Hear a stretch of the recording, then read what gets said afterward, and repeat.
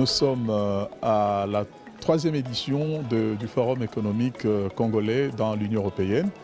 Il est question de réfléchir, de mettre ensemble les décideurs politiques qui viennent de Kinshasa et les opérateurs économiques qui se trouvent ici dans la diaspora congolaise, dans l'ensemble de l'Union européenne, pour discuter du développement économique du Congo.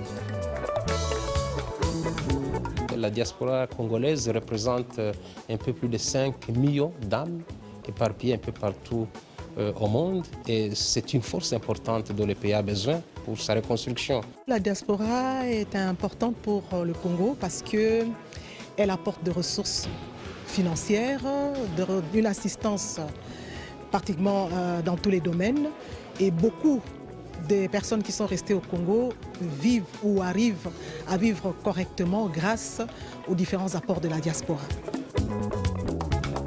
L'année passée, en 2012, nous avons réalisé un taux de croissance de 7,2%. Et pour cette année 2013, le taux de croissance attendu est de 8,2%. Le message que nous voulons apporter, c'est de dire aux responsables des PME belges qu'il est possible qu'ils puissent aussi se connecter avec le réseau des PME en République démocratique du Congo pour maximiser les indices, disons, les possibilités de croissance. La diaspora présente de très grands avantages comparatifs parce que ce sont des personnes qui ont à la fois la culture de leur pays d'origine, mais aussi qui ont acquis la culture du pays qui les a accueillis.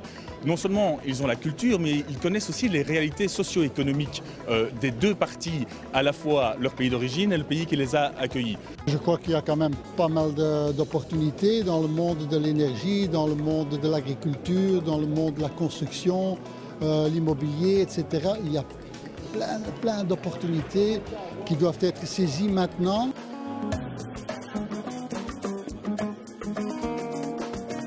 On a créé un guichet unique qui permet qu'en 3 jours, une entreprise soit créée, installée au Congo. Ça prenait énormément de mois. Donc on avait une ancienne loi qui ne permettait pas que les gens agissent plus rapidement. Il y a aujourd'hui des conditions de rapatriement des bénéfices. Il y a aujourd'hui une nouvelle législation sur la détention de devises, donc des monnaies étrangères, sans que cela ne pose problème. Donc de plus en plus, les conditions sont très favorables. Moi, j'encouragerais sincèrement les femmes à investir au Congo, à retrousser le manche, comme on dit, comme toutes les femmes congolaises. Allons-y, il y a du potentiel dans ce pays. J'ai 30 ans d'expérience professionnelle, diplômée de l'Université de Bruxelles. Et aujourd'hui, en tant que membre de la diaspora, je souhaiterais rentrer au pays pour contribuer au développement en ouvrant une structure dentaire. Cela permettrait de donner accès aux soins à des populations qui ne pourraient pas avoir accès.